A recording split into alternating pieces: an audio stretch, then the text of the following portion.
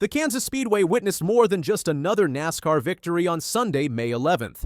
Kyle Larson's dominant performance wasn't the only story that emerged from the AdventHealth 400.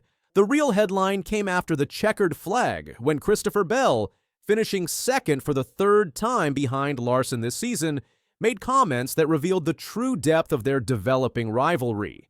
Larson's victory marked his third win of the 2025 season, matching Bell's total and creating a statistical deadlock at the top of NASCAR's win column.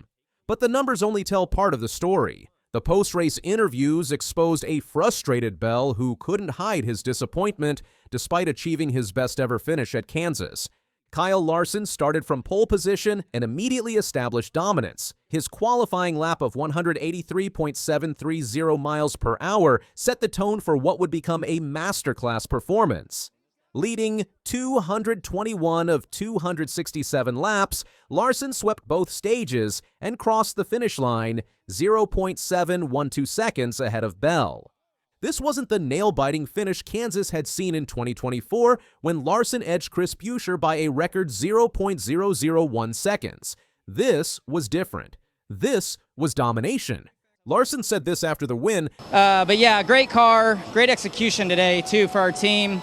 Thanks to HendrickCars.com, Valvoline, Prime, all you race fans too for coming out. You know, this is awesome weather to get to watch a cool race. So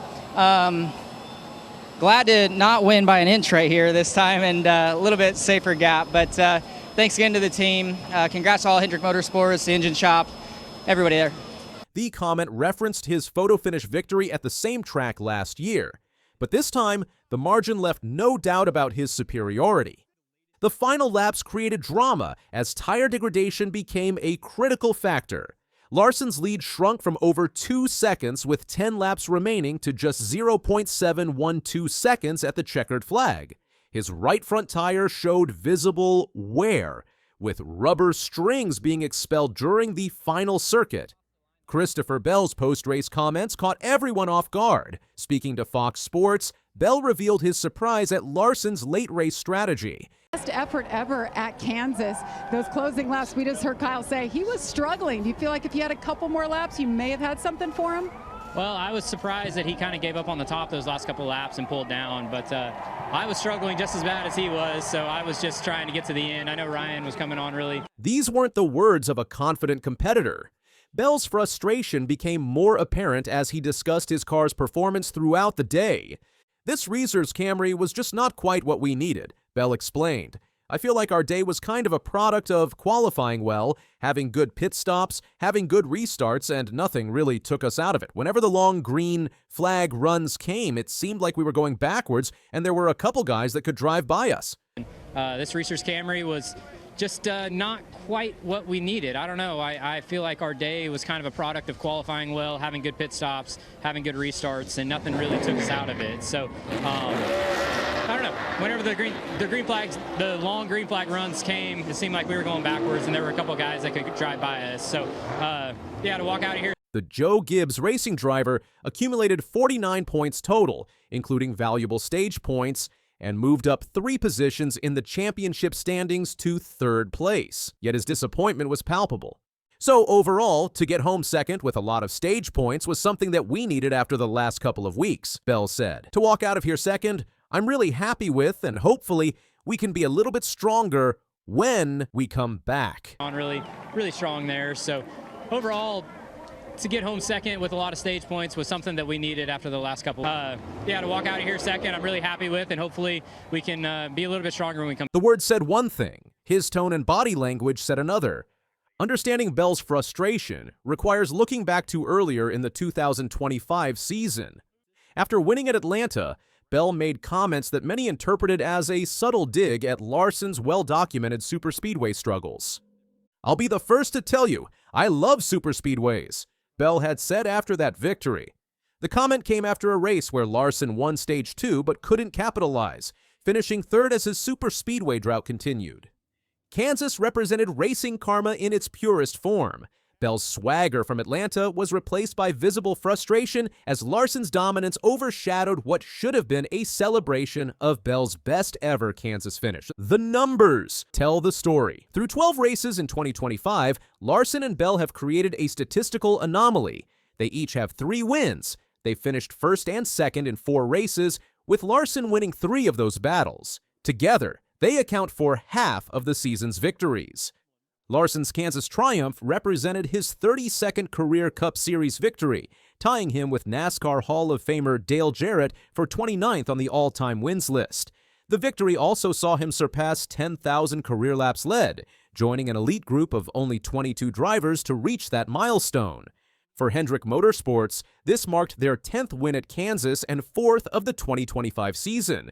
The organization's dominance at the 1.5-mile track continued with Larson setting a new track record for laps led, breaking Jimmy Johnson's 2011 mark of 197 laps. Both drivers faced significant tire management issues in the closing stages. Larson's concerns about his right front tire created the opening Bell needed to close the gap. "I was trying really hard to pace myself because I believe that was our longest run of the day," Larson revealed. "I don't know if it was paying off or not at the end. I was still struggling.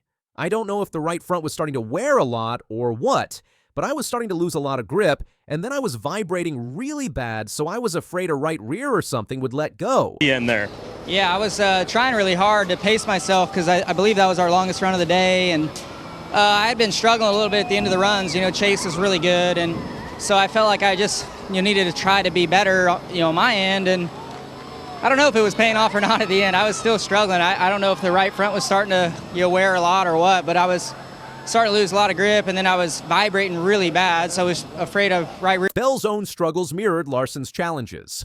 The hot, sunny conditions at Kansas tested equipment durability throughout the field.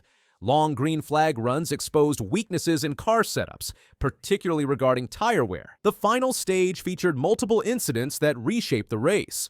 Brad Keselowski's crash from second place on lap 195 ended his search for a first top 10 finish of the season. Chain reaction incidents on subsequent restarts involved Ty Dillon, Cody Ware, Daniel Suarez, Kyle Busch, Justin Haley, Eric Jones, and Bubba Wallace. Denny Hamlin's day ended in disappointment due to clutch problems that plagued him throughout the event. His struggles culminated in a 36th place finish, marking his 2nd consecutive DNF.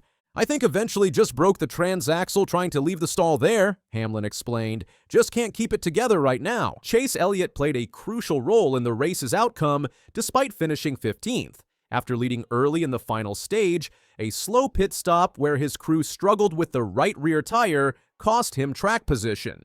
This mistake allowed Larson to regain the lead, setting up the final 50-lap run to the checkers. Elliott had led 29 laps and appeared poised to challenge for the win before the pit road miscue. His Hendrick Motorsports teammate capitalized on the opportunity, extending his championship points lead in the process. Ryan Blaney's third-place finish continued his impressive run of form. The Team Penske driver notched his 4th top-5 finish in the last 5 races. "We were kind of running those guys down quick there at the end, the last handful of laps," Blaney said. "I think 5 more laps, I think I probably would have scared the 5 a little bit at least." Chase Briscoe equaled his season best with a 4th-place finish, rallying from a 19th starting position. His recovery included overcoming a poor pit stop during the first stage. "We just started in the back, so it made it tough to know what we needed," Briscoe explained. "Even that first stage, we had a terrible pit stop during the green flag pit cycle, and we came out about 3/4 of a straightaway behind the 5 car, and we were able to run him down and pass him and get back on the lead lap." Corey Heim impressed in his 4th Cup Series start, finishing 13th for 2311 Racing. The Truck Series regular adapted well to the different driving style required at the Cup level.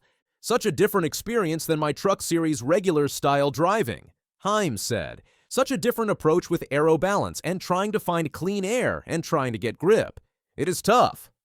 Larson's victory propelled him to the top of the championship standings with 469 points. He leads teammate William Byron by 35 points, with Bell now sitting 3rd at 384 points, they 5 behind the leader. The points shuffle reflected the dramatic turn of events during the race. Byron's early spin after blowing a tire on lap 66 dropped him from contention and allowed Larson to seize control of both the race and the championship lead. Bell's move up 3 positions in the standings provided some consolation, but the 85-point gap to Larson represents a significant challenge with the season approaching its midpoint. Larson's schedule intensifies dramatically following the Kansas victory. His attempt at the double begins with Indianapolis 500 qualifying starting Tuesday, May 13th. The Memorial Day weekend challenge of competing in both the Indianapolis 500 and Coca-Cola 600 on the same day represents one of motorsport's most demanding feats.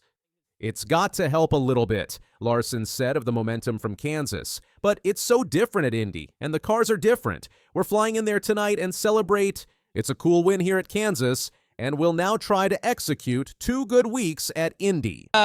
It's got to help a little bit, but it's so different at Indy, and the cars are different. But yeah, I look forward to getting there. We're going to fly there tonight, celebrate with Caitlin. Happy Mother's Day, Caitlin. All the moms out there, my mom especially. So yeah, it's a cool win here in Kansas, and now we'll try to execute 2 good weeks.